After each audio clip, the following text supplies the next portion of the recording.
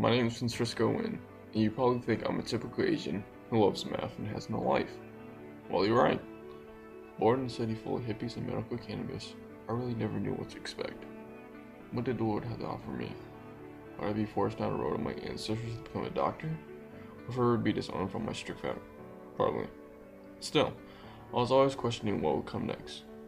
Years later, I found out what would come. That question would be, have you ever had any struggles in your life? It's a very straightforward question, yet so tedious and can result in a lot of complex answers. But my answer was simple. Nothing. Living in a house with my family, and there was never really a problem. But what I found out was that everybody else around me didn't have the same circumstance. My friends were always calling me lucky, and heck, I was. And I was dreading that trip to see a mouse with a putrid smell of that hideous castle. My friends were boasting on about how lucky I was. I really never experienced what hard times were. That little voice in me telling me to help others. Being that little angry Asian boy, I always keep to myself. I never really give the chance to hear others. There was time to change. If I couldn't do it physically, I was determined to do it verbally. Well, with you guys. I was always willing to help all my closest friends out. Helping out the homies. During this time, Charlotte was going through crime rates that were relatively increasing, and the violence was uncontrollable. Something like this affected the entire community. Unfortunately, it was my friend that was affected the most. Whether it be lending $1 and giving them a hot pocket to it, which I totally regret. Those hot pockets were delicious. Unfortunately, at that time, they were going through hell. Their family had been through hell's merciless hands. And as a friend, what was I supposed to do? I honestly have never been such thing. Worst thing was a whipping after I got 2 on my last report card, but still, nothing for something as severe as that. But friendship is precious, not only in the shade, but in the sunshine of life. Just offer that friend in need anything you can give. It's not being sympathetic, but being a friend. A friend is what everybody deserves. Life is too short for all of the... Personally, it took me a while to realize that life had a different meaning than sitting there watching a marathon of Power Rangers. My friends were the real soldiers.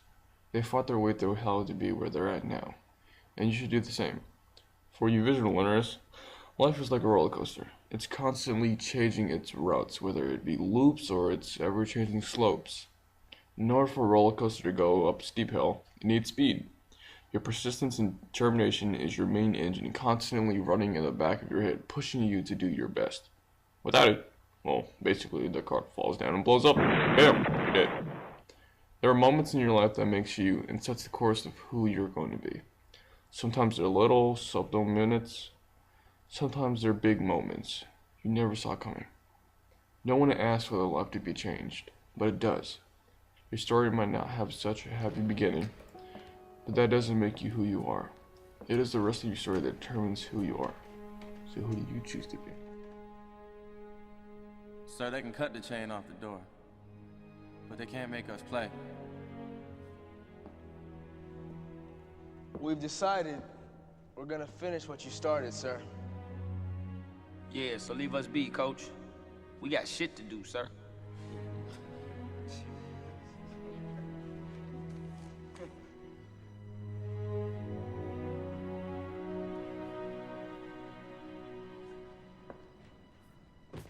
Our deepest fear is not that we are inadequate. Our deepest fear is that we are powerful beyond measure. It is our light, not our darkness, that most frightens us. Your playing small does not serve the world. There is nothing enlightened about shrinking so that other people won't feel insecure around you. We were all meant to shine as children do. It's not just in some of us, it's in everyone. And as we let our own light shine, we unconsciously give other people permission to do the same. As we are liberated from our own fear, our presence automatically liberates others.